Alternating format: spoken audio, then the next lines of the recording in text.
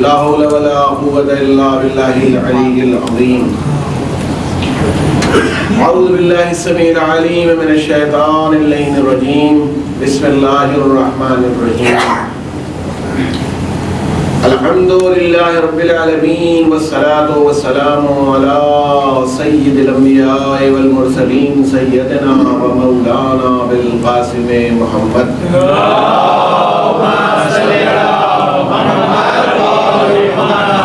وعلى الطيبين الطاهرين المعصومين المظلومين ولعنة الله على أعدائهم أجمعين. أستغفر الله الذي لا إله إلا هو الحي القيوم الرحمن الرحيم ذو الجلال والإكرام. وأسأله أن يتوب علي توبة عبد ذليل خاضع فقير بائس مسكين مستكين مستكير لا يملك لنفسه نفعا ولا ضرا ولا موتا ولا حياة ولا نشورا.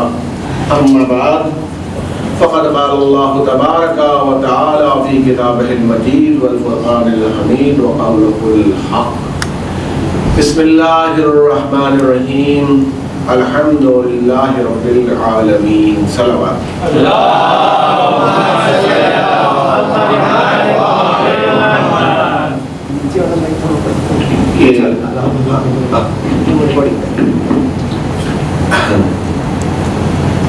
برادران ایمانی، معزز سامعین، آپ کی خدمت میں اس موضوع پر اس سے پہلے کچھ باتیں گزارش کر چکا ہوں. ابھی بہت سی باتیں تشنگی کی منزل میں ہیں، انشاءاللہ کئی دن ہیں تو اس میں دھیرے دھیرے آتی رہیں گی. اور آپ دیکھیے گا کہ اسی مودت و رحمت سے خاندانی رشتوں کے اندر اسلام کیسے استواری پیدا کرتا ہے، ماں باپ اور بچوں کے رشتے کو کیسے سنبھالتا ہے، زوجہ اور شوہر کے رشتے کو کیسے سنبھالتا ہے. اصل میں تو یہ جو صفت الہی ہے مودت و رحمت، رحمت اس کی صفت الہی، رحمت اس کی صفت ہے. تو یہ صفت رحمت خالص اس نے اپنے لیے نہیں بلکہ پوری کائنات کے اندر بکھیر دی ہے. اور جب یہ کائنات کے اندر بکھیری ہے تو اس کا مطلب ہے اس کا تعلق جو اشرف المخلوقات ہے، جو کائنات کے اندر سب سے بڑی مخلوق اللہ نے قرار دی ہے، اس کو وہ رحمت کے بغیر نہیں چھوڑ سکتا. تو اس کا رشتہ کہیں نہ کہیں سے آ کر کے انشاءاللہ ملے گا. وہ جب اس پر آئیں گے اس رخ کو دیکھیں گے. ابھی اس طبیعی دور میں آپ کی خدمت میں جتنی باتیں گزارش کی ہیں ان پر توجہ کرتا دیں. لیکن یہ سورہ فاتحہ میں نے کل آپ کی خدمت میں عرض کیا تھا کہ فاتحہ اس کو نکالا کہاں سے جا رہا ہے عربی زبان کے اعتبار سے. فاتحہ کھولنے کے معنی میں ہے، اوپن کرنا. اور اس لیے وہ جو سکھا ہم لوگوں کو قاعدہ تھوڑا بہت سکھایا فتح الباب، دروازہ کھولنا. دروازہ کھولا جاتا ہے تو فتح الباب کے لیے اس کے لیے آیا کہ کھولا، اس نے دروازہ کھولا. یہ سکھایا جاتا ہے کہ کیسے اس کا استعمال کیا جائے. اسی سے آپ افتتاح لفظ جانتے ہیں کہ آج اس کا افتتاح ہے. تو جب کوئی چیز نئی شروع ہو رہی ہے تو اس کا افتتاح کیا جاتا ہے. تب اسی کے ڈیریویٹیوز ہیں جو فتح سے نکلتے چلے جاتے ہیں. تو سورہ فاتحہ بھی وہ سورہ ہوا جو کھولنے والا ہے، یعنی قرآن اوپن کر رہا ہے. صلوات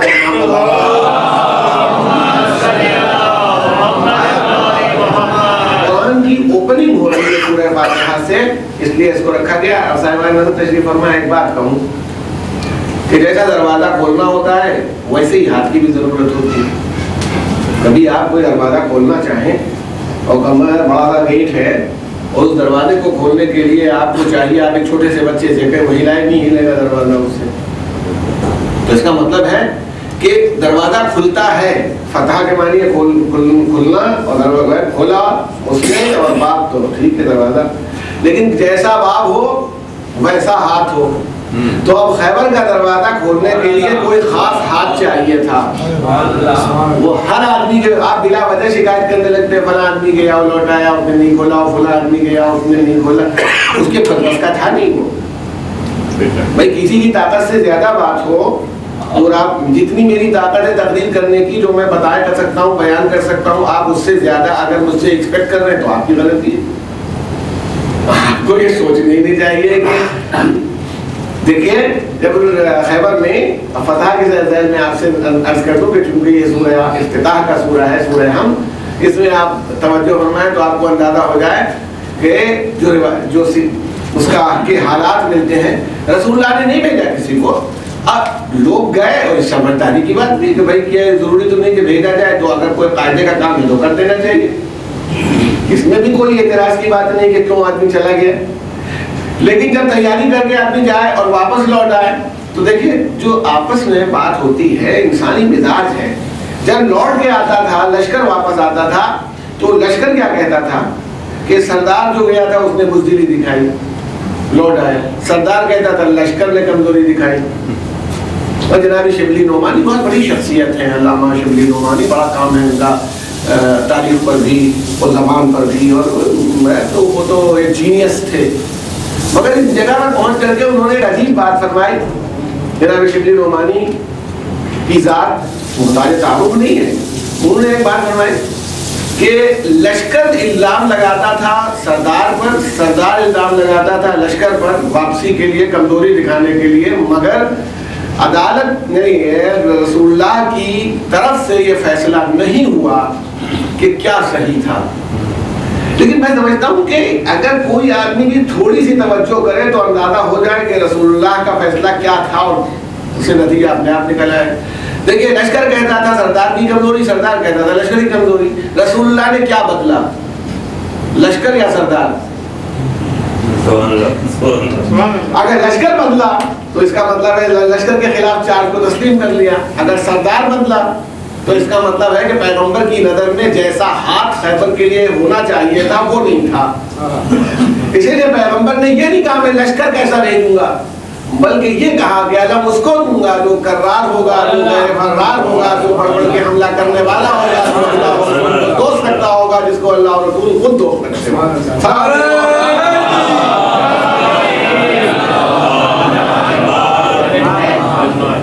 سامنے کی بات ہے آپ کے کہ میں ایسا لشکر بھیجنا ہے کہ جو روز جا رہا ہے، لیکن بخالی رجل ہونا چاہیے، اس کو مرد ہونا چاہیے. تو اب صاحبان نظر تشریف فرمائیں. دیکھیے اچھی پوسٹ کے لیے ہر آدمی پریشان رہتا ہے، اچھے گھر کے لیے پریشان رہتا ہے، اچھی جگہ شادی ہو جائے اس کے لیے پریشان رہتا ہے. ہر اچھائی کے لیے انسان کی جو تڑپ ہوتی ہے یہ کسی خرابی کی بات نہیں.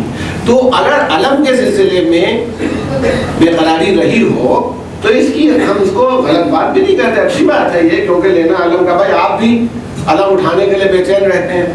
مگر یہ بات مجھے خیبر کے اس واقعے سے مل جاتی ہے کہ رات بھر علم لینے کے لیے بے چین رہنے سے میں یہ نتیجہ نکالتا ہوں کہ اس وقت تک علم اٹھانا بدعت نہیں تھا. صلوات بھیجیں محمد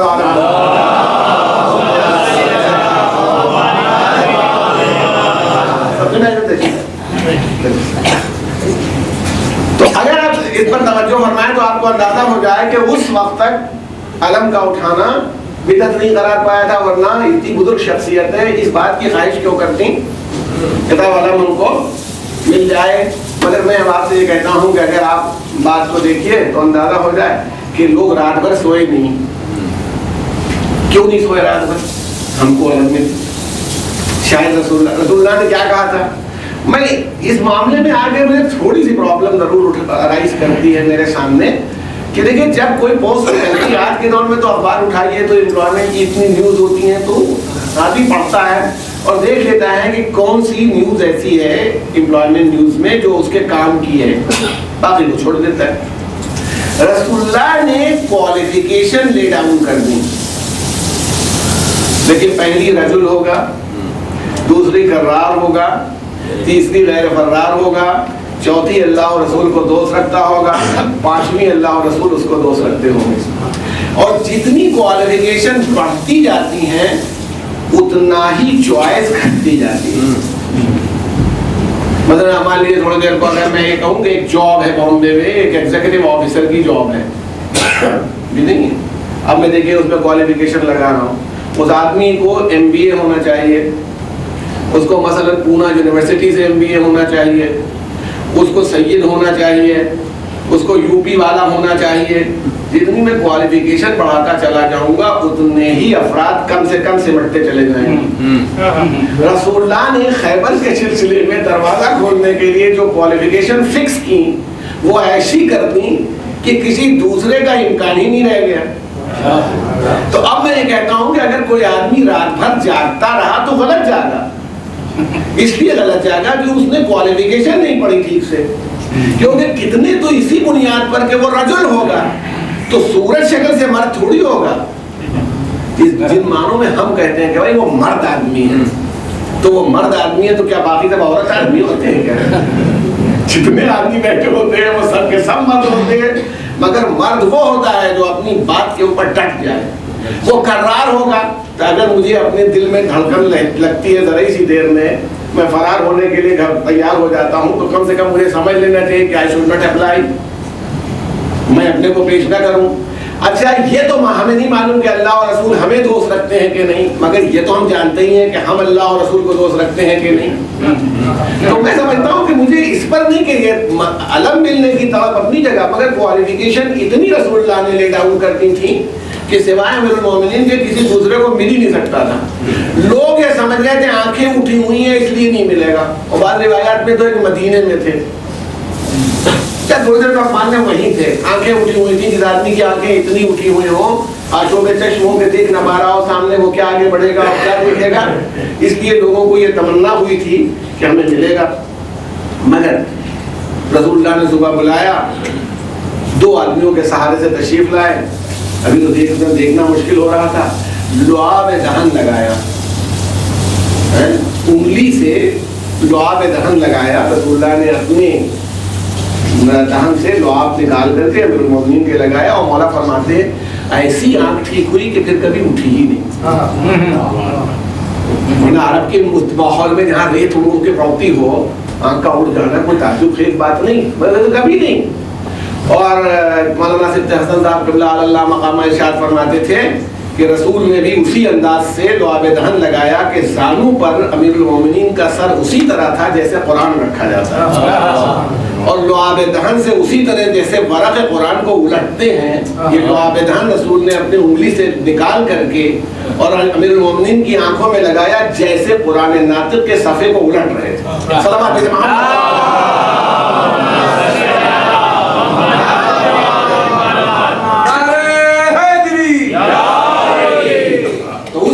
سے دروازہ کھولنے والا ہاتھ ویسے ہی ہونا چاہیے جو دروازہ کھول دے. اور تفصیل میں جانا مقصود نہیں, لیکن ایک بات یہ کہہ رہا ہوں کہ مولا نے تیار ہوئے, وہ لشکر تو تیار بھی نہیں تھا. اس وقت تک تو لوگ خالی اسی فکر میں تھے کہ علم کس کو ملے گا, کیونکہ علی کے علم ملنے میں جو رکاوٹ تھی ان کی بیماری. اب یہ معلوم ہی نہیں ہے دنیا کو کہ معصوم کی بیماری مشیت الہی کا تقاضا ہوتی ہے. وہ اپنی دیکھیں, ہماری بیماری کبھی ہماری جہالت کی بنیاد پر ہوتی ہے, کبھی ہماری حوث کی بنیاد پر ہوتی ہے. ماشاءاللہ 2 علماء تشریف فرمائے ہیں, اسے تمام معذرت کے ساتھ, کہ اس میں جب دعوتیں وغیرہ ہوتی ہیں تو مولوی صاحب کو پکڑا جاتا ہے, حضور اور لیجیے. اچھا حضور کیا کرتے ہیں, پہلے ہی جی بھر چکا ہے, اب شیر برنج ہے, اچھی لگ بھی گئی ہے, اب حضور اور لیجیے, میں 2-4 چمچے اور کھا لیے, اور پوری رات جہاں ٹکے وہاں ٹہلتے رہے اور عہد کرتے رہے کہ آئندہ انشاءاللہ ایسا نہیں کریں گے. مگر جب شیر برنج سامنے آئی تو یہی کیا, کیونکہ وہ جو ٹیمپٹیشن ہوتا ہے وہ موجود ہوتا ہے. مگر معصوم کیا یہ نہیں ہوتا. معصوم ٹیمپٹ ہو جائے کسی چیز سے, کسی چیز کی طرف اس کا جھکاؤ ہو جائے, وہ نہیں کرتا. معاذ اللہ جہالت تو چھو کے نہیں جاتی, اسے سب معلوم ہوتا ہے.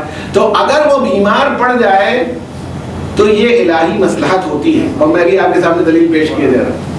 امام زین العابدین غش میں رہے,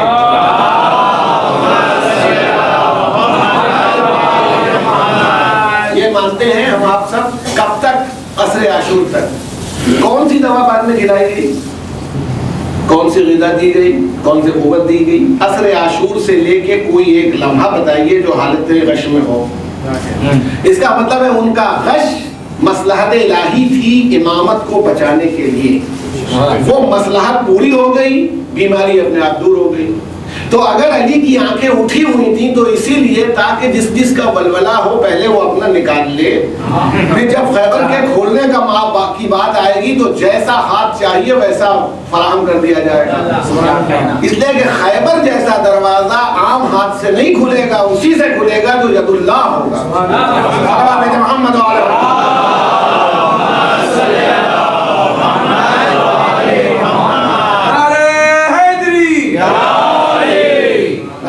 تو آپ عرض کرنا ہے کہ مولا کے سلسلے میں ملتا ہے کہ آپ پڑھیں جنگ کرنے کے لیے، میدان قتال کے لیے جو پڑھنا چاہا آپ نے تو گھوڑے پر بیٹھے.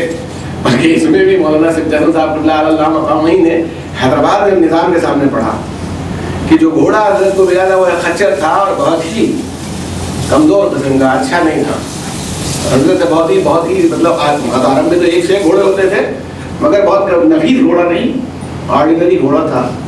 تو نظام نے کہا اتنا بڑا مارکا سر کرنے جا رہے تھے، بتائیے آرڈینری گھوڑے بجانے کی کیا ضرورت تھی، تیز ترار گھوڑا ہونا چاہیے تھا. مولانا نے گھوڑے کا انتخاب کیا، ان کو کیوں دیا؟ تو قبلہ نے فرمایا حضرت نہ کبھی بھاگنے والے کا پیچھا کرتے تھے نہ بھاگنے کا کوئی ارادہ ہوتا تھا، گھوڑا صرف اس لیے ہوتا تھا کہ وہاں تک پہنچا دے. پہنچنے کے بعد جب تک فتح نہ ہو جائے آپ لوٹتے ہی نہیں تھے، اور اگر کوئی بھاگ رہا ہو تو اس کو بھی اس کے پیچھے جاتے نہیں تھے. اس لیے تیز رفتار گھوڑے کی آپ کو ضرورت ہی نہیں تھی. صلوات بھیجیں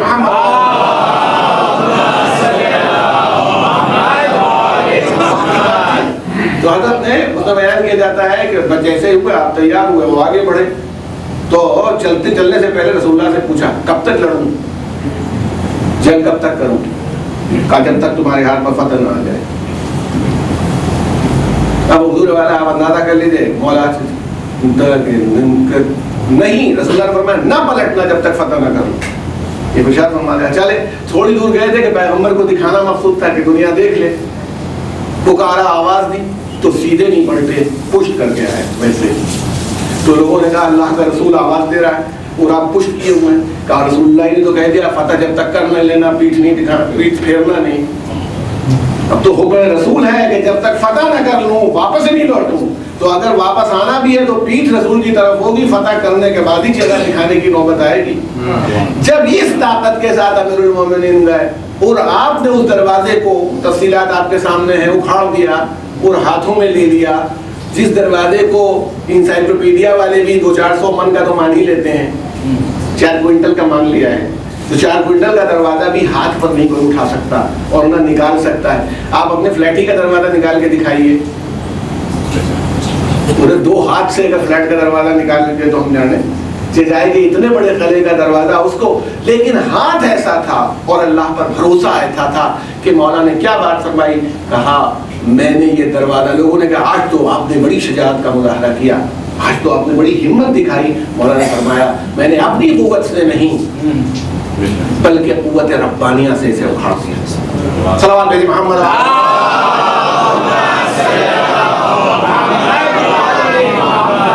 میں نے اس دروازے کو قوت ربانیہ سے اکھاڑ دیا.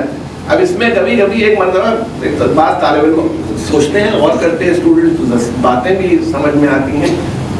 تو ایک بڑا اہم سوال اٹھایا اور وہ سوال یہ اٹھایا گیا کہ کہاں تو ہاتھوں میں اتنی طاقت ہے کہ پورا دروازہ اکھاڑ لیا، اور ایسا دروازہ جس کو کئی آدمی مل کے کھولتے تھے اور بند کرتے تھے.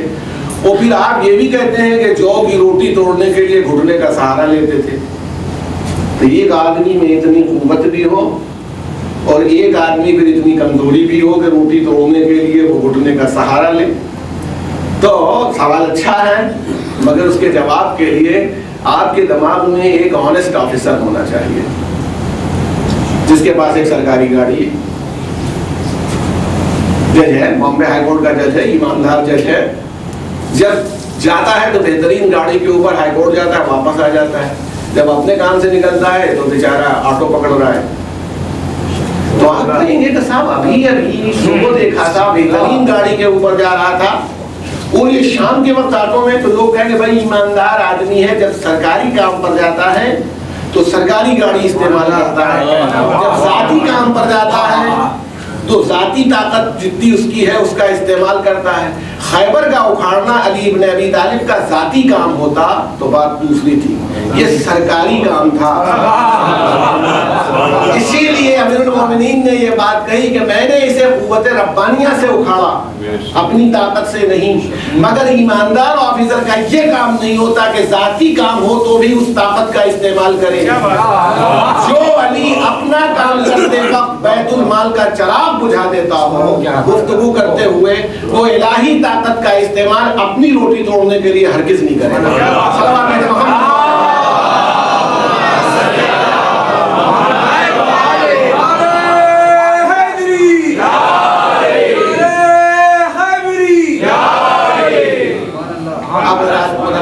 تو بس یہ بات تو بسبیل تذکرہ فتح کے ذیل سے نکل آئی تھی. یہ پورا سورہ جس کی تلاوت کا شرف میں نے آپ کے سامنے حاصل کیا ہے.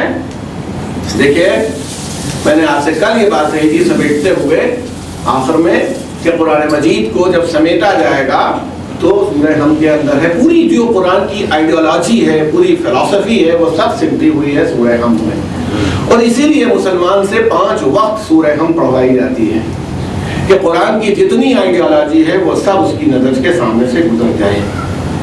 تو صاحبان نے نظر تشریف فرمایا ہے. آج وہاں پر ایک سوال اٹھا تھا, اسی کے ذیل میں سورہ حمدی کے ذیل میں جواب دیتے وقت میں نے بات کہی تھی, اور وہ آپ کے سامنے بھی عرض کروں کہ وہ ایک برادر مومن نے سوال اٹھایا کہ صاحب بعض چیزیں سمجھ میں نہیں آتی. کہا جاتا ہے امیر المومنین گھوڑے کی ایک رکاب سے دوسری رکاب تک جب پیر کرتے تھے تو پورا قرآن تلاوت کر لیتے تھے. دیکھیے ایک بات غور فرمائیے گا کہ ایک چیز قرآن میں قرأت ہے, وہ ایک چیز تلاوت ہے. تلاوت تلا سے ہے, اور قرأت میں لفظوں کا زبان پر جاری ہونا ضروری ہے. تلاوت میں ویسا ہی ہوتا ہے جیسے کسی کی چیز کے اوپر نظر دوڑا دینا. اگر آپ کا لکھا ہوا مضمون ہے, ہم لوگ جب لیکچر لینے جاتے ہیں یا کلاس دینا ہوتا ہے, پڑھانے کے لیے جاتے ہیں, تو وہ 1 گھنٹے میں جو کچھ پڑھاتے ہیں اس کو 2-4 منٹ میں دیکھتے ہیں. خالی بس ایک مرتبہ سر نظر ڈالی اور اس کے جتنے پوائنٹس وغیرہ تھے وہ سب نظروں کے سامنے گھوم جاتے ہیں. تو امیر المومنین کی نظر میں آپ سے کہتا ہوں سورہ حمد پڑھیے, تو جتنی دیر میں جب میں سورہ فاتحہ پڑھنے کے لیے کہتا ہوں تو کتنا وقت لگتا ہے, تھوڑا سا ٹائم لگتا ہے. لیکن اب میں کہتا ہوں سورہ فاتحہ پر ذرا سوچیے تو پوری 7 آیتیں ایک لمحے میں, چند سیکنڈ میں آپ اس کے اوپر بسم اللہ سے والضالین تک پہنچ سکتے ہیں. خالی یوں سوچیے پورا صفحہ آپ کے سامنے آپ کو نظر آ رہا ہے. تو اگر آپ میں یہ طاقت پیدا ہو سکتی ہے کہ چند سیکنڈز میں آپ سورہ فاتحہ پر نظر ڈال سکتے ہیں, تو جو نقطۂ بائے بسم اللہ ہو, اگر وہ چند سیکنڈ میں پورے قرآن کو اپنی نظروں کے سامنے سے دوڑا دے اور پورا قرآن اس کے سامنے سے گزر جائے تو اس میں تعجب کیا ہے؟ اس لیے کہ اگر قرأت کر رہے ہوتے تو اس میں 4 سجدہ واجب میں وہاں تو سجدہ کرنا پڑ جاتا. لیکن جس وقت وہ نگاہوں کے سامنے سے گزر رہا ہے تو نہ کسی سجدے کی ضرورت ہے, نہ اس کی زبان سے ادائیگی کی ضرورت ہے. یعنی سارے مفاہیم قرآن صامت کے, قرآن ناطق کے سامنے سے گزرتے چلے جا رہے ہیں.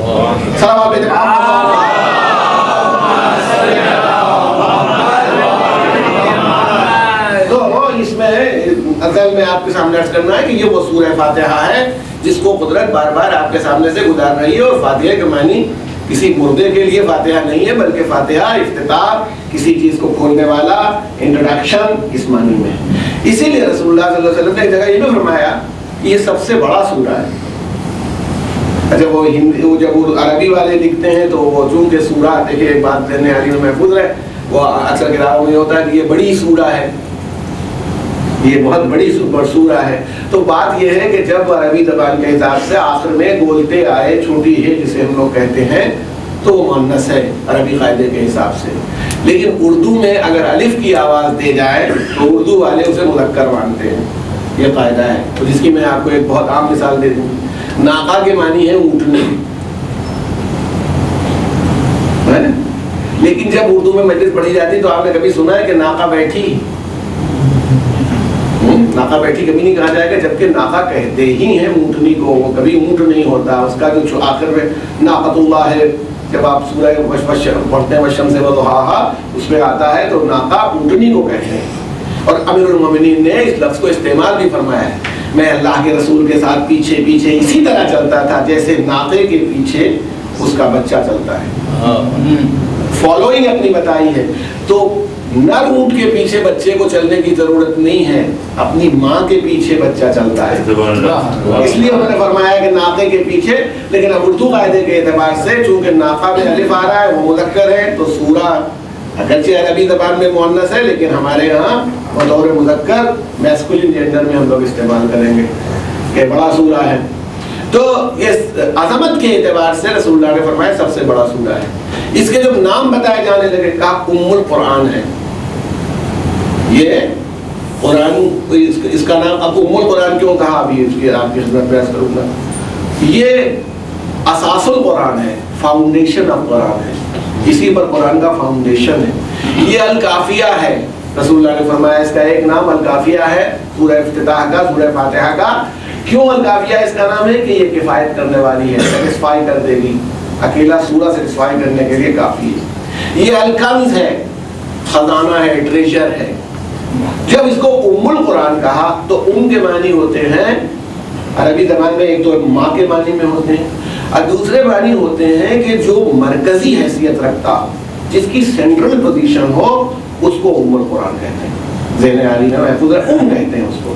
اسی لیے فوج جس جھنڈے کے نیچے جمع ہوتی ہے اس کو ام کہا جاتا ہے۔ لشکر جب جمع ہوتا ہے تو جس جھنڈے کے نیچے لشکر جمع ہوتا ہے ام، کیونکہ سارا لشکر سمٹتا ہے اس علم کے نیچے، اس جھنڈے کے نیچے، تو اسے ام کہتے ہیں۔ یہاں تک کہ دماغ کا جو بیچ کا حصہ ہوتا ہے جو کنٹرول کرتا ہے پورے ذہن کو، اس کو ام الراس کہتے ہیں، یعنی دماغ کا ام بیچ میں۔ خانہ یہ مکے کا نام ام القریٰ ہے، یہ بستیوں کی ام ہے۔ مکہ کیسے بستیوں کا ام بنا؟ کیونکہ ساری قومیں حج کے موقع پر سمٹ کے وہیں آتی ہیں، اب ذہن میں رہے۔ تو چونکہ وہ ام القریٰ بنا، اسی لیے وہاں کا رہنے والا امی ہوا، ذہن میں رہے۔ انہوں نے کہا امی کے معنی وہ ہوتے ہیں جو جاہل ہوتا ہے، جس کو پڑھنا لکھنا نہیں آتا، جو دستخط نہیں کر سکتا، الٹریٹ میں، وہ ام القریٰ کا رہنے والا امی ہے۔ یہ ہمارے یہاں بھی بہت ہوتا ہے، لکھنؤ کا رہنے والا لکھنوی ہو گیا، جس بستی کا رہنے والا ہو اس پر یا نسبتی لگا دینے سے اس بستی کا ہو جائے گا۔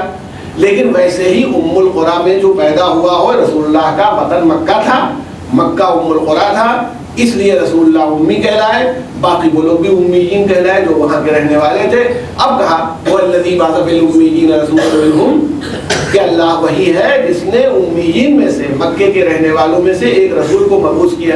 اچھا، جو آدمی مکے والوں کو جاہل سمجھتا ہو اس سینس میں کہ وہ الٹریٹ تھے، وہ خود ہی جاہل ہے، اس لیے کہ وہ لٹریری طور پر لٹریچر کے اعتبار سے اس زمانے میں اتنے ایڈوانس تھے کہ وہ نثر نہیں، ایکسٹمپور وہ شاعری کرتے تھے۔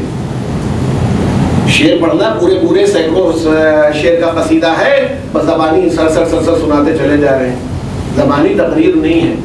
تو جو افراد اس مزاج کے رہے ہوں، آپ کے سامنے مثال ہے، جب فرزدق نے امام زین العابدین کے لیے قصیدہ پڑھا ہے تو پہلے کا کہا ہوا تھوڑی اس کا رکھا ہوا تھا، بس وہ اس وقت متاثر ہو گیا۔ اب عبد الملک ابن مروان کے کہنے پر کہ میں نہیں پہچانتا، اس نے یہیں سے شروع کر دیا کہ انہیں کون نہیں پہچانتا۔ تو اس کا پورا قصیدہ جو آج بھی عربی لٹریچر کا شاہکار مانا جاتا ہے، اس زبانی اس نے پڑھا ہے بغیر لکھے ہوئے۔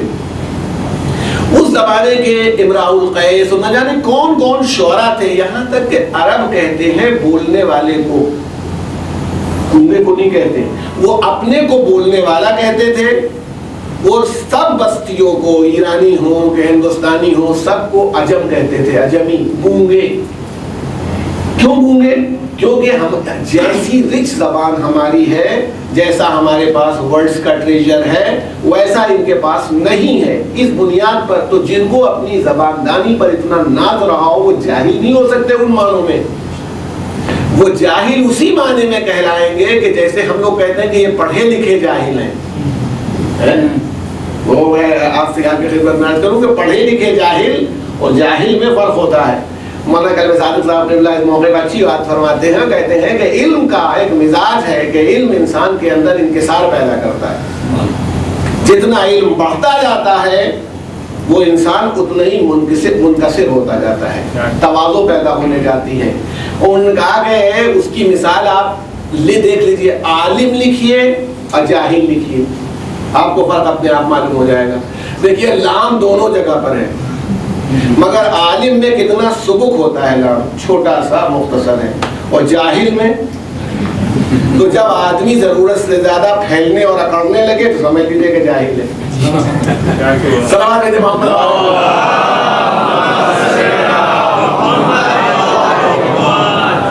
عرب کو آپ اس معنی میں ہرگز نہیں، ایام جاہلیت اس معنی میں نہیں کہا گیا، ورنہ قرآن جو ادبی شاہکار بھی ہے اس نے اس معجزے کو ان کے سامنے ہرگز نہ پیش کیا ہوتا، یعنی ان کی لٹریری حیثیت کو چونکہ قرآن نے تسلیم کر لیا تھا کہ ان کو بڑا ناز ہے اپنی زباندانی کے اوپر، تو ان کے سامنے معجزہ وہ لایا جائے جس کا یہ جواب نہ دے سکے۔ بالکل ویسے ہی اگر کوئی کہے جناب موسیٰ کے زمانے کے اعتبار سے کہے کہ موسیٰ کے زمانے میں جو بنی اسرائیل تھے وہ فرعون کے درباری تھے، ان میں ان کو جادو نہیں آتا تھا، وہ سب جادو کے ماہر لوگ تھے، اس لیے قدرت نے ان کے جادو کے توڑ کے لیے موسیٰ کو معجزہ دیا۔ جناب عیسیٰ کے زمانے میں حکمت اور طب کا میڈیکل سائنس ایڈوانسمنٹ پر تھی، اسی لیے نبی خدا کو معجزہ جو دیا گیا تھا وہ طب کا دیا گیا تھا۔ ویسے ہی ان کو بھی آپ جاہل نہ سمجھیں، یہ جاہل اسی لیے تھے کہ علم ہونے کے باوجود جو علم کا نتیجہ ہونا چاہیے تھا وہ ان کے پاس نہیں تھا۔ لڑکی پیدا ہو رہی ہے، اسے دنیا دفن کیے دے رہے ہیں، موقع نہیں جب وہ پیش کرتا، وہ منظر آپ کے سامنے کسی وقت دکھا دوں گا آپ کو مجلس میں۔ شراب پینا اس پر فخر کرتے ہیں، اپنے برے اعمال کو شاعری میں نظم کرتے ہیں، ہم ایسے ہیں ہم ایسے ہیں۔ بھائی برائی اگر کرے بھی انسان تو اس برائی کو چھپانے کی انسان کو کوشش کرنی چاہیے، نہ کہ اسے پھیلانے کی، مگر وہ ناز کرتے تھے، یہاں تک کہ عورتوں کو بالکل جانور اور پراپرٹی کی حیثیت دی جاتی تھی۔ اس میں تو بہت ایام جاہلیت میں مان لیجیے کہ شادیوں پر بھی کوئی پابندی نہیں تھی، ایک آدمی کی 9 بیویاں ہیں اور 3 لڑکے ہیں، آدمی مر گیا، 3 بیویاں بٹ گئیں، جیسے اونٹ اور اونٹنیاں بٹیں ویسے ہی بیویاں بھی بٹ گئیں۔ یہ ایام جاہلیت کا عرب تھا، تو اس کی یہ کہ پڑھنا لکھنا نہیں عادت کا رسول اللہ امی تھے اس سینس میں کہا جائے نہیں، وہ ام القریٰ کے رہنے والے تھے، اور چونکہ ام القریٰ کے رہنے والے تھے اس لیے آپ کو امی قرار دیا گیا۔ تو یہ جو سورہ ہے یہ ام القرآن ہے، اسی لیے کہا جاتا ہے اگر اس سورے کو کما حقہ سمجھ لیا جائے جتنا ہماری طاقت ہے سمجھنے کی، تو قرآن صرف اس سورہ ہم کی تفصیل ہے تو چلی جا رہی ہے۔ پہلے اتنا سمجھ لیں، اسی لیے یہ سمجھا گیا کہ بھائی کوئی کم سے کم علم رکھنے والا، کم سے کم فہم اور طاقت رکھنے والا بھی کم سورہ ہم کی 7 آیتیں تو سمجھ جائے گا۔ اچھا بتائیے سورہ ہم قرآن میں شامل ہے یا نہیں؟ ہر آدمی کہے گا ہے، لیکن جب اللہ نے کہا تو کہا وَلَقَدْ آتَيْنَاكُمْ سَبْعًا مِنَ الْمَثَانِي وَالْقُرْآنِ الْعَظِيمِ، یعنی ہم نے اے رسول ہم نے آپ کو عطا کی 7 بار بار دہرائی جانے والی آیتیں اور قرآن عظیم، یعنی اس کا مطلب ہے سورہ حمد کو قرآن نے رکھا بھی ہے اور سورہ حمد کو قرآن کے پیرالل پیش بھی کیا ہے۔ جیسے ایک مرتبہ واقعات میں ملتا ہے رسول اللہ صلی اللہ علیہ وسلم نے سے پوچھا گیا کہ آپ کب سب سے زیادہ کس کو چاہتے ہیں، اور تفصیلات اس وقت نہیں جانا ہے، آپ نے بتا دیں فلاں کو فلاں، اور کسی نے کہا کہ اچھا وہ علی کو نہیں، تو کہا علی کی کیا بات، وہ تو میرا نفس ہے، یعنی میں افراد کی بات کر رہا ہوں، نفس کی بات نہیں کر رہا ہوں۔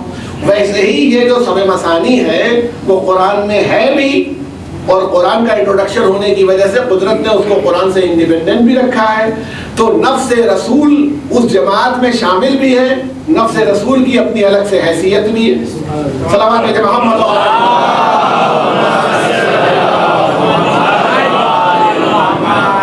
اچھا حضور اب آپ لوگ کافی لوگ جمع ہو گئے ہیں تو ایک اعلان پہلے کر دوں، اس کے بعد پھر آپ سے کل نماز ظہرین کے بعد یہاں پر ایک مجلس ہے، محفل ثانیہ زہرا جو یہ امام بارگاہ ہے دیو ہاؤس میں کی، یہاں پر ایک مجلس ہے، اور نماز ظہرین کے بعد جس کو مولانا محمد اصغر صاحب قبلہ خطاب فرمائیں گے، آپ حضرات اس میں نماز میں بھی شرکت فرمائیں اور اس محفل میں دوسری بات یہ ہے کہ کل یعنی آج کی رات جو ہے وہ چاند گرہن ہے، تو وہ مجھے معلوم کس وقت سے شروع ہوگا، لیکن چاند گرہن کی یہاں پر جو نماز ہوگی وہ ٹھیک 6 بجے جماعت سے ہوگی.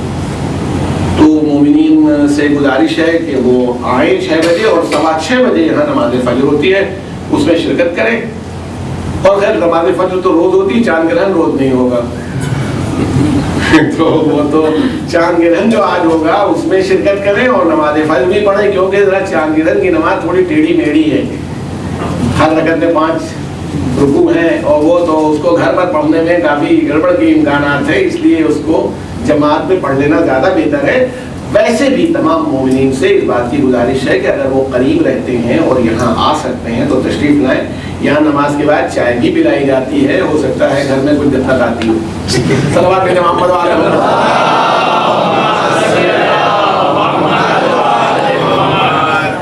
اب دیکھنا ہے جتنی دامن وقت میں گنجائش ہے چند باتوں کی طرف آپ دیکھ لیں اور اس پر کہ سورہ ہم میں جس چیز کو بنیاد قدرت نے بنایا وہ اپنی صفت رحمانیت کو اور رحیمیت کو. اللہ کی نہ جانے کتنے اسم موجود ہیں، مگر بسم اللہ الرحمن الرحیم آغاز کرتا ہوں میں اللہ کے نام سے جو رحمان و رحیم ہے. اچھا دیکھیں، یہی نہیں بلکہ ایک عجیب بات ہے کہ آپ توجہ فرمائیے گا کہ قرآن مجید نے انبیاء میں جن نبیوں کا کسی خاص وجہ سے ذکر کیا ہے کہ جناب نوح کے کشتی پر بیٹھنے کا ذکر ہے، وہاں بھی بسم اللہ. کہ جناب نوح جب کشتی کے اوپر سوار ہونے لگے اور کشتی کو آپ نے روانہ کیا اس پانی میں تو بسم اللہ کہا. اور جناب سلیمان نے جب ملکہ سبا بلقیس کو خط لکھا تو شروع کیا بسم اللہ الرحمن الرحیم سے. اور یہ ایک ایسا اسم تھا جس کے اندر اسم اعظم چھپا ہوا ہے بسم اللہ الرحمن. اس لیے اللہ نے آخری رسول کوئی کام نہیں کرتے تھے مگر بسم اللہ الرحمن الرحیم ہے. اگر آدمی عادت ڈال لے کہ ہر کام کی ابتدا بسم اللہ الرحمن الرحیم سے کرے گا تو یہی نجات کا باعث بن جائے گا. اب مجھے کیسے، یہ تو خیر مانی بات ہے کہ اس میں اب غلط کام تو کر ہی نہیں پائے گا. میں پینا چاہتا ہوں تو بسم اللہ الرحمن الرحیم کہہ کے بوتل سے دے لوں، طے کر چکا ہوں کہ بسم اللہ الرحمن الرحیم سے ہر کام کروں گا. جو کام بھی شروع کرنا ہوگا، اب یہ رشوت لینے جا رہا ہوں بسم اللہ الرحمن الرحیم. تو اگر ایک بار کوئی مرد مومن، کوئی مومنہ یہ طے کر لے کہ جب وہ کام کرے، یہ غائب کرے گی تو بسم اللہ الرحمن الرحیم سے، یہاں تک کہ شوہر سے اگر لڑنے اور بات کی بات آئے تو بھی بسم اللہ الرحمن الرحیم. للہ جگہ یاد رہے. ایک صاحب سینے سے گر پڑے، ٹھوکریں کھاتے ہوئے نیچے آئے بسم اللہ الرحمن الرحیم، آخری سینے تک آئے. تو کسی دوسرے نے کہا یار اللہ کا نام لیا رکے نہیں، تو انہوں نے کہا بھائی جب انہوں نے بسم اللہ سے شروع کیا تو رسول اللہ نے فرمایا کام پورا ضرور ہوگا. جو بسم اللہ الرحمن الرحیم سے وہاں سے نیچے آئے ہیں تو آخری زینے تک جانا چاہیے. اس کا مطلب ہے جہاں یا علی ادرکنی کی ضرورت ہے وہاں بسم اللہ نہیں، جہاں بسم اللہ کی ضرورت ہے وہاں یا علی ادرکنی نہیں. ہر صبح موقع اور نقطہ مقام دارت صلوات محمد.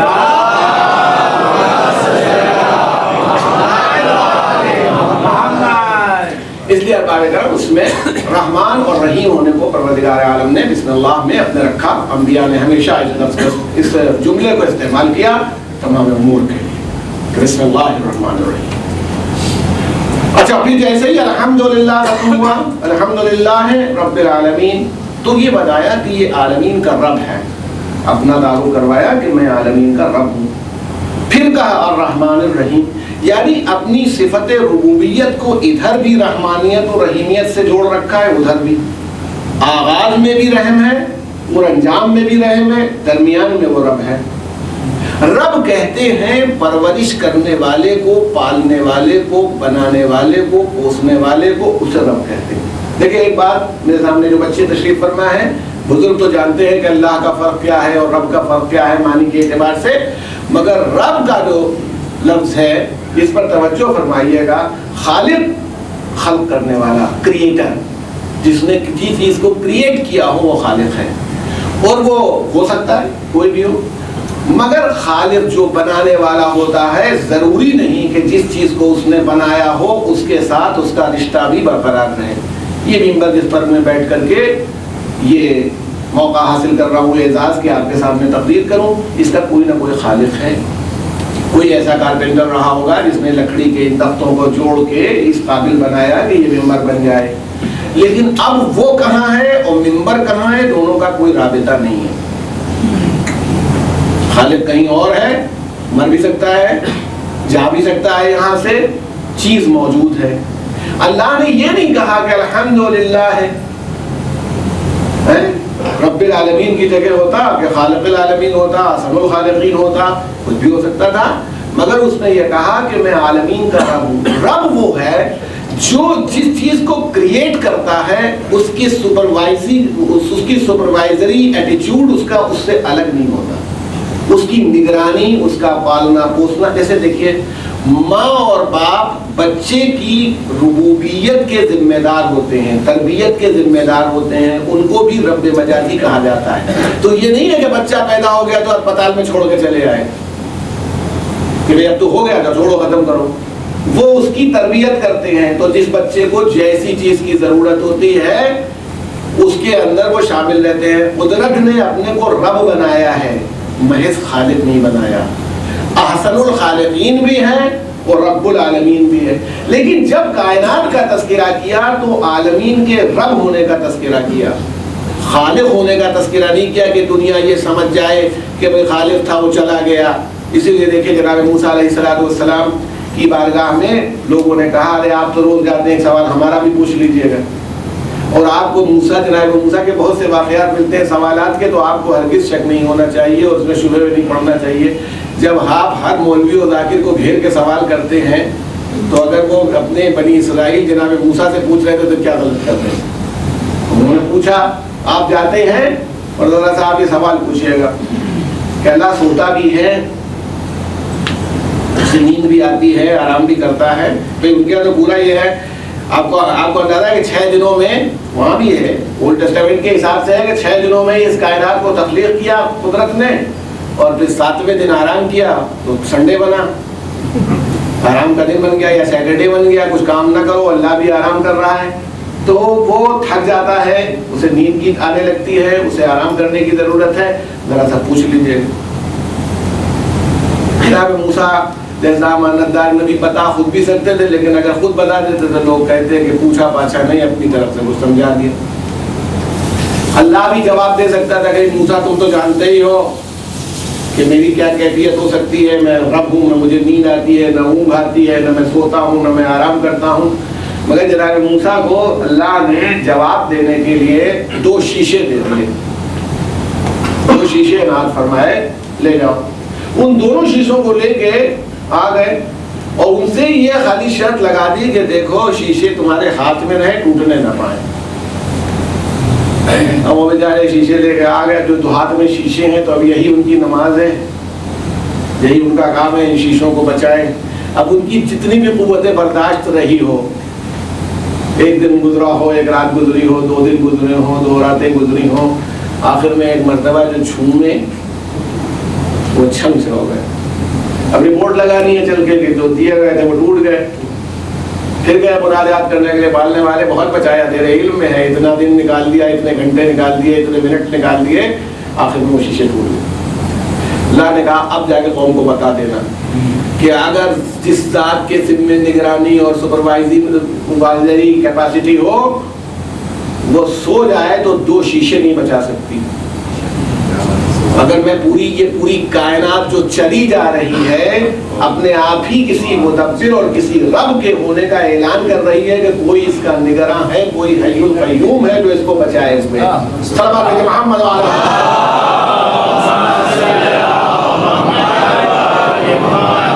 ابھی جناب موسیٰ کو سمجھایا تھا اس زمانے میں، حالانکہ آج تو جو بچے تشریف فرمائے سمجھ سکتے ہیں کہ کس طرح سے گیلیکسیز ہوتی ہیں اور کتنی بڑی گیلیکسی ہوتی ہے، اور گیلیکسیز کیسے ایک دوسرے کے درمیان سے گزر جاتی ہیں اور ایک دوسرے سے نہیں ٹکراتی۔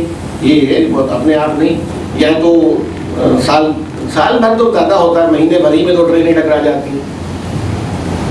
جبکہ دیکھنے کے لیے اتنا بڑا نظام موجود ہوتا ہے اور اتنا پورا سسٹم ہوتا ہے. تو اس اعتبار سے ٹرینیں خوب لیٹ بھی ہوتی ہیں. ایک جاپانی کے لیے سنا ہے کہ وہ یہاں ہندوستان آیا, اب واپس گیا تو پہلے وہ ملحد تھا, اتھیسٹ تھا, وہاں گیا تو بڑا دیندار ہو چکا تھا, اللہ کو ماننے لگا تھا. لوگوں نے کہا تم آ گئے نا ہندوستان سے, ہندوستان زمین ہی ایسی ہے, سرزمین ہی وہاں پر ہے, اتنی روحانیت ہے کہ تم اللہ کو مان لیں. وہ کہا وہاں میں اس لیے نہیں مان کے آیا ہوں, وہاں کے ریلوے کو دیکھ کے میں اللہ کو ماننے لگا. تو کیوں کہا کہ گاڑیاں کوئی وقت نہیں, کوئی اس وقت آتی, کوئی اس وقت آتی, اس کے بعد بھی نظام چل رہا, ٹکراتی نہیں, تو میں سمجھ گیا کوئی نہ کوئی دیکھنے والا ہے.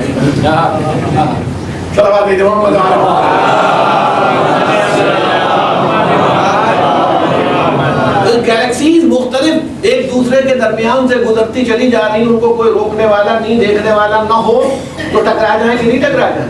مگر پروردگار عالم وہ رب ہے, وہ تربیت کرنے والا ہے, وہ ڈیولپ بھی کر رہا ہے, اپنی ربوبیت کے تمام مظاہر دکھا رہا ہے, اور اس کے باوجود کوئی ٹکراؤ نہیں ہوتا. آپ بتائیے کیسا سوچا سمجھا نظام ہے. بھائی کیا معلوم صبح چاند گرہن اتنے بج کے اتنے منٹ پر ہوگا, اتنے بج کے اتنے منٹ پر ختم ہوگا, آپ کو کیسے معلوم؟ ہو سکتا ہے چاند کوئی تھکوک دیا اور جلدی نہ نکلے, یا سورج اپنا کچھ کہہ دے کہ آج کمر میں درد ہو رہا ہے.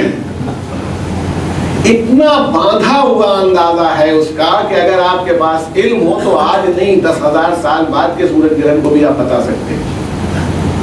یہ اس کا نظام ہے. اگر وہ ایسا تربیت کرنے والا نہ ہوتا, ایسی ربوبیت والا نہ ہوتا, ایسا قیوم نہ ہوتا, ایسا نگران نہ ہوتا تو نظام نہ چلتا. چلیے آپ کے سامنے ایک منظر بالکل یہی کا پیش کر دوں, آپ اندازہ کریں کہ کیا کیا دنیا میں ہوتا ہے. 19 سینچری میں, شاید سینچری میں غلط کر سکتا ہوں لیکن واقعہ یہ پورا ہے, مل جائے گا. آسٹریلیا والوں کو شوق ہوا اپنے یہاں کیکٹس لے جانے کا, جو ہمارے یہاں ناگ پھنی کہلاتی ہے. انگلینڈ سے لے کے گئے کیکٹس کے کچھ پودے لے گئے, اپنے یہاں بو دیے, وہ تیاری کروا لی. اب جناب جو کیکٹس وہاں پھیلا, اس نے اپنے کو پھیلانا شروع کیا اور ڈیولپ کرنا شروع کیا کیکٹس نے. تو حالت یہ ہو گئی کہ تقریباً تہائی آسٹریلیا میں سوائے کیکٹس کے کچھ نہیں, اور اس کی بڑھنے کی رفتار اتنی کہ معلوم ہونے لگا کہ کچھ دنوں میں خالی کیکٹس ہی رہے گا, آسٹریلیا میں کوئی اور نہیں رہے گا. تو ہمارے حساب سے تو یہ عذاب الہی ہوتا, اپنا بیٹھ جاتے, دعائیں وغیرہ پڑھتے اور کچھ معافی تلافی کرتے. لیکن انہوں نے فکر کی, ریسرچ کی کہ بات کیا ہوئی. انگلینڈ میں کیکٹس اس طرح نہیں بڑھتا مگر یہاں اس طرح بڑھ رہا ہے. انہوں نے وہاں سے تحقیق کی تو پتہ چلا کہ کیکٹس کے ساتھ ایک کیڑا ہوتا ہے جو اسے کھاتا رہتا ہے, ضرورت سے زیادہ بڑھنے نہیں دیتا. اتفاق سے آسٹریلیا میں کیکٹس آیا, کیڑا نہیں آیا.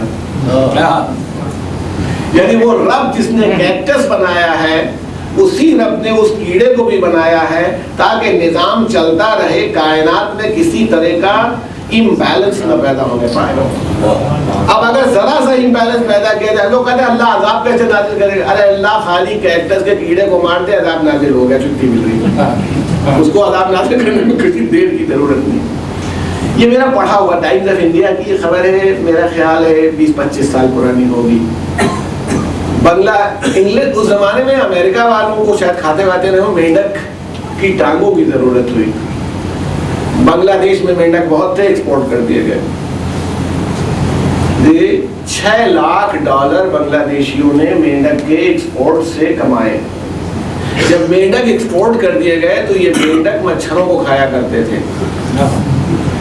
اتنا زبردست ملیریا پھیلا بنگلہ دیش میں کہ بنگلہ دیش گورنمنٹ کو اس کی بیماری سے لڑنے کے لیے $8 لاکھ کی دوا منگانی پڑی. $6 لاکھ کے مینڈک بیچے تھے, $8 لاکھ کی دوا منگائی ملیریا سے نپٹنے کے لیے, خالی کہ نپٹا جائے. آپ بتائیں کہ جس رب نے مینڈک کو بنایا ہے اسی نے مچھر بھی بنائے. ذرا سا اس بیلنس کے اندر, یہ تو جہاں جہاں کہیں تھوڑی سی نظر آ جاتی ہے بات, اس کی حقانیت, اس کی ربوبیت, اس کی خالقیت, اس کی قیومیت دکھائی پڑ جاتی ہے. ورنہ وہ کہاں سے چل رہا ہے اور کیوں کر یہ نظام چل رہا ہے کوئی نہیں جانتا. افریقہ کا ایسے پورا واقعہ ہے, بالکل جیسے انہوں نے یہ نہیں کیا تھا کہ ایکسپورٹ کیا. افریقہ والوں کے بیان کیا گیا کہ نامیبیا میں, شاید نامیبیا کا قصہ ہے کہ وہاں وہ جراثیم کش دوائیں ڈالی گئی, جرمز کلر دوائیں تھیں, انہیں ڈالا گیا کہ ٹڈیوں سے فصل کو بچایا جائے، وہ شاید زیادہ ہو گئی، ٹڈیوں نے ان دواؤں کو کھایا تو ٹڈیاں مر گئی، ٹڈیوں کو چھپکلیوں نے کھایا، چھپکلیاں مر گئیں، چھپکلیوں کو بلیوں نے کھایا، بلیاں مر گئیں، چوہوں نے ساری فصلیں برباد کر دی، سارے کھیت، کیونکہ یہ بلیاں چوہے کھا جاتی تھیں، یہ چھپکلیاں کھا کے ان کو بھی فری ڈش ملنے لگی، مولوی صاحب کی دعوت ہو گئی، نہ کچھ کرنا ہے نہ دھرنا ہے، فلاں مومن نے بلایا ہے، چلیے چلیے پہنچ گئے، کھانا کھا لیا۔ تو انہوں نے بھی سوچا کہ چوہے کو شکار کرنے میں تو کافی وقت لگتا ہے، یہ مفت کی چھپکلی ہاتھ میں آ رہی ہے، وہ چھپکلی کھا گئی، بلیاں مر گئی، چوہوں نے آفت کر دی، پوری فصلیں برباد ہو گئی، آخر میں گورنمنٹ کو باہر سے بلیاں امپورٹ کرنی پڑی کہ بلیاں لائی جائیں تاکہ چوہوں سے لڑا جائے۔ یہ کچھ واقعات ہیں جو آپ کی اور ہماری زندگی میں کہیں کہیں سے ابھر کے سامنے آ گئے۔ اب آپ اس کی قیمت پہچانیے کہ جب وہ کہتا ہے کہ اللہ لا الہ الا هو الحی القیوم، اللہ وہ واحد ہے اور ایسا حی ہے، ایسا زندہ ہے اور ایسا سپروائزر ہے، لا تاخذہ سنۃ ولا نوم، نہ جو اونگتا ہے نہ جس کو نیند آتی ہے۔ وہ کون ہے جس کی تعریف میں آپ کھڑے ہوتے ہیں الحمدللہ رب العالمین، ساری تعریف اسی رب کو سزاوار ہے جو عالمین کا رب ہے۔ ذہن عالی میں محفوظ رہے، مسلمانوں کا رب نہیں، مومنوں کا رب نہیں، دنیا کے جتنے فرقے ہیں وہ جہاں سے شروع کرتے ہیں، جب بھگوان کو بناتے ہیں، گاڈ کو بناتے ہیں، ایشور کو بناتے ہیں تو اپنے فرقے میں سمیٹ دیتے ہیں۔ اسلام کی یہ وسعت ہے کہ جب اس کا تعارف کراتا ہے تو یہ نہیں کہتا کہ مسلمانوں کا اللہ جو ہے اس کی تعریف، بلکہ کہتا ہے کہ جو یونیورس کا اللہ ہے، جو کائنات کا خدا ہے، جو کائنات کا پالنے والا ہے، رب ہے، اس کی تعریف۔ یعنی اب رشتہ جوڑنا ہو تو اس میں مذہب کی اور فرقے کی دیواریں نہ کھڑی کرو، بلکہ اسے عالمین کا رب مانو گے تو ٹکراؤ کسی سے ہونے ہی نہیں پائے گا، اس لیے کہ ہم سب عالمین کا حصہ ہیں، وہ عالمین کا رب ہے۔ اس سے زیادہ یونٹی کا کوئی سوال ہی نہیں پیدا ہو سکتا جیسا اسلام نے پیش کیا۔ السلام علیکم۔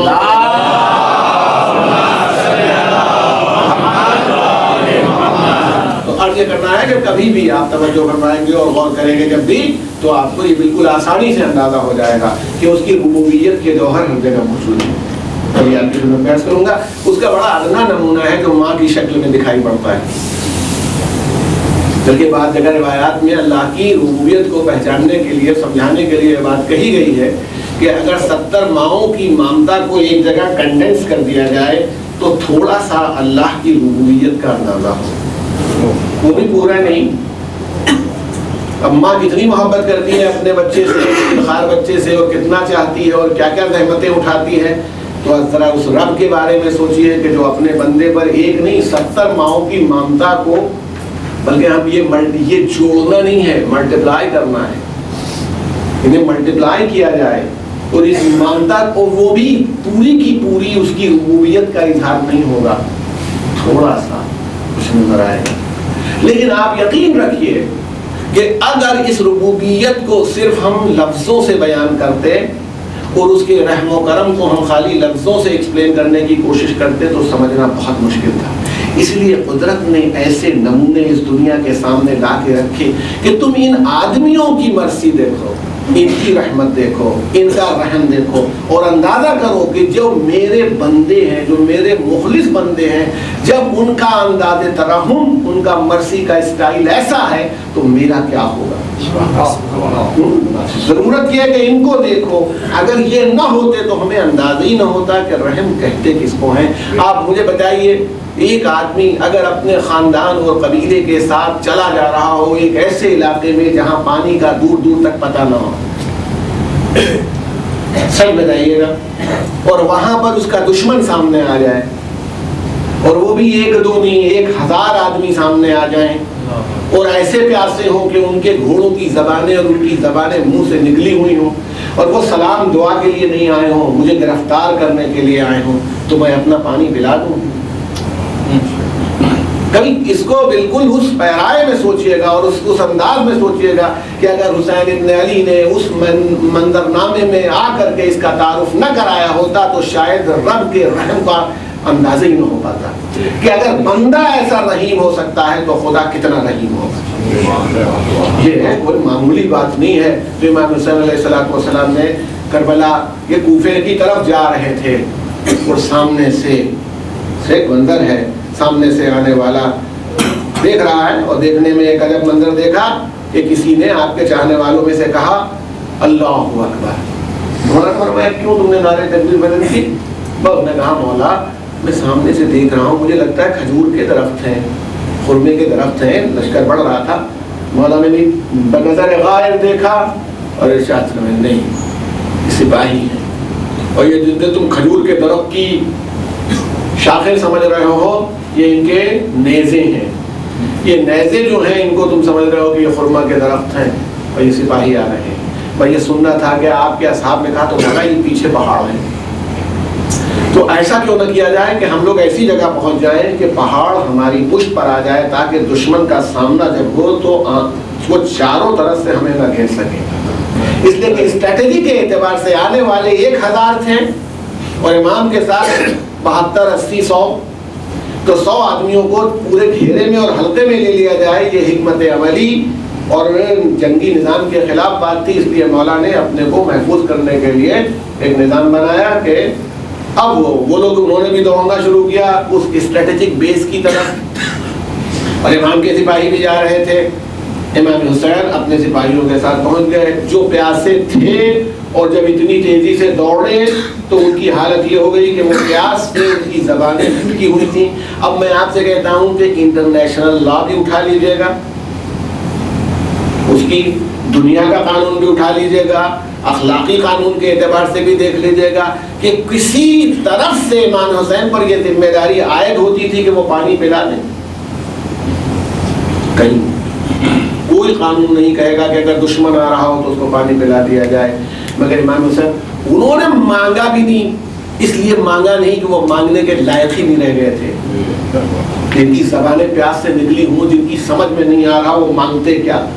مگر یہ رسول اللہ کا فرزند تھا جو رحمت للعالمین ہے, جس کو اللہ نے اپنے کو اگر عالمین کا رب بنایا تو اپنے رسول کو عالمین کے لیے رحمت بنایا. یہ اسی عالمین کے رحمت کا نواسا ہے کہ دیکھ رہا ہے کہ یہ سب پیاسے ہیں تو ارشاد فرمایا ان کے مانگنے کی, اس لیے کہ یہ اللہ کی بھی شان ہے. وہ رب العالمین اتنی نعمتیں آپ کو دیے ہوئے ہیں, مانگنے پر نہیں, بغیر استحقاق دیے ہوئے ہیں. مانگا فرما بردار ہو نافرمان ہو, ارے مانگنے کا سلیقہ تو تمہیں بعد میں پیدا ہوتا ہے, جب تمہیں شعور نہیں ہوتا تو بھی تمہیں غذا دے دیتے ہیں. تو جیسے عالمین کے رب کی رحمت کا ظہور ہوتا ہے ویسے ہی نمائندہ رب العالمین کی رحمت کا بھی ظہور ہوا. ارشاد فرمایا انہیں پانی پلاؤ, اور اس میں آپ نے جب جملہ ارشاد فرمایا جیسے سقائی سپرد کر رہے تھے عباس کے, عباس ان کے پانی کا انتظام کرو. جناب عباس کا ایک لفظ ہمیں نہیں ملتا اس منظر میں, اس پس منظر میں کہ جہاں پر جناب عباس نے کہا ہو کہ پانی کم ہے. مگر امام حسین کے بعد صاحب نے کہا ہے مولا یہ ایسی جگہ ہے جہاں دور دور تک پانی موجود نہیں ہے, ہمارے ساتھ چھوٹے چھوٹے بچے ہیں, ہمارے ساتھ عورتیں ہیں, اگر یہ پانی ختم ہو جائے گا تو ہمارے اس قافلے کا کیا حال ہوگا. اپنی پیاس کے لیے نہیں, ناصران حسین نے حسین کے بچوں کے لیے, حسین کی عورتوں کے لیے پانی کے سلسلے میں یہ ارشاد فرمایا مولا پانی یہاں پر محفوظ کر لیجئے, یہ دشمن ہے. اور امام پانی نہ پلاتے تو 1000 کا خاتمہ ہو جاتا, یہ انسان ختم ہو جاتے. میں کہتا ہوں ساری دنیا کی وہ تنظیمیں جو بین الاقوامی سطح پر حقوق انسانی کا نعرہ بلند کرتی رہتی ہیں, دیکھیں کہ حقوق انسانی کو بچایا کیسے جاتا ہے, ہیومن رائٹس کا تصور کیسے پیش کیا جاتا ہے. وہ حسین ابن علی سے آ کر کے سبق لیں کہ امام حسین کی کوئی ذمہ داری نہیں تھی, مگر امام حسین نے پانی پلانے کی سبیل ایسے فرمائی کہ آپ نے فرمایا عجب جملہ آپ نے ساتھی سے کہا دیکھو ہماری کل کی ضرورت ہے, ان کی آج کی ضرورت ہے, بتاؤ کہ میں اپنی کل کی ضرورت کو ان کی آج کی ضرورت پر مقدم کیسے کر دوں. کل کی کل دیکھی جائے گی, آج یہ پیاسے ہیں, ان کی زندگی کا بچانا مقصود ہے. بس ارباب کرم یہ بیان ہے کہ پانی اس صورت میں پلایا جانے لگا. اب بتائیں میں آپ سے خود کہتا ہوں, آپ کبھی ماشاءاللہ اتنی مجلسیں کرتے رہتے ہیں اور آپ چائے کا انتظام کرتے ہو, شربت کا انتظام کرتے ہیں, 1000 آدمیوں کو اگر ایک ساتھ نیاز کھلانی ہو 1000 آدمیوں کو پانی پلانا ہو، شربت پلانا ہو تو کیسا انتظام ہونا چاہیے؟ امام حسین سفر کرنے جا رہے تھے سبیل کھولنے کے لیے نہیں۔ آپ یہ بتائیے کہ پانی کس طرح پلایا گیا؟ مشکیزے کے دہانوں سے پانی پلایا جا رہا تھا، مشکیزہ کھلا ہوا پانی گر بھی رہا ہے۔ علی ابن طعان محاربی یزیدی لشکر کے ایک سپاہی کا نام ہے، اسی نے یہ روایت نقل کی ہے۔ وہ کہتا ہے میں اتنا بدحواس ہو گیا تھا کہ جب میں مشکیزے کا دہانہ منہ کی طرف لے جاتا تھا تو منہ کی طرف نہیں لے جاتا تھا، کان کی طرف پانی گرتا تھا۔ بار بار امام حسین مجھے گفتگو فرما رہے تھے، دہانہ پکڑ لو، بیٹھے ہوئے سامنے ملاحظہ فرما رہے تھے پانی کیسے پلایا جا رہا ہے۔ کہتا ہے کہ پھر حسین ابن علی اٹھے، میرے قریب آئے، مشکیزے کا دہانہ درست کیا، جب تک میں نے پانی پی نہیں لیا کھڑے ہو کر کے مجھ کو پانی پلا دیا۔ میں کہتا ہوں کہ جو ایسا آقا ہو اور ایسا سیراب کرنے والا ہو، جب کربلا میں اس کے بچے التش کی آواز بلند کرتے ہوں گے، ہائے پیاس، اور ہائے پیاس تو اس کے اوپر کیا گزرتی ہوگی جو دشمنوں کو پانی پلانے کے لیے تیار ہو۔ بلکہ علی ابن طعان محاربی کہتا ہے کہ جب ہم سب پانی پی چکے تو امام نے کہا کہ جانوروں کے سامنے پانی لایا جائے۔ تم حقوق بشر کی بات کر رہے ہو، ذرا دیکھو جانوروں کے حقوق کائنات کے اندر کیسے ادا کیے جا رہے ہیں۔ پانی لایا گیا گھوڑوں کے سامنے، 1000 گھوڑے، پانی کا تشت رکھا گیا۔ جانور کا مزاج ہوتا ہے وہ 3 بار دبا، جب تک امام نے فرمایا پانی سے منہ نہ ہٹا لے تب تک پانی پلانا۔ 3 مرتبہ جب جانوروں نے سیراب ہو کے پانی پی لیا تو امام نے ہٹایا۔ یہی وہ آپ کا عمل تھا جس نے شب عاشور حر کو تڑپا دیا۔ معمولی بات نہیں ہے، حسین کسی معجزے سے حر کو اپنی طرف نہیں لائے تھے۔ حسین نے انسانیت کے اوپر اس کے ایسا وار کیا تھا کہ حر سے برداشت نہیں کر سکا۔ جب شب عاشور پتہ نہیں اسے آواز ملتی تھی کہ نہیں، میں تو کہتا ہوں چشمے تصور سے اس کو ملنی چاہیے آواز۔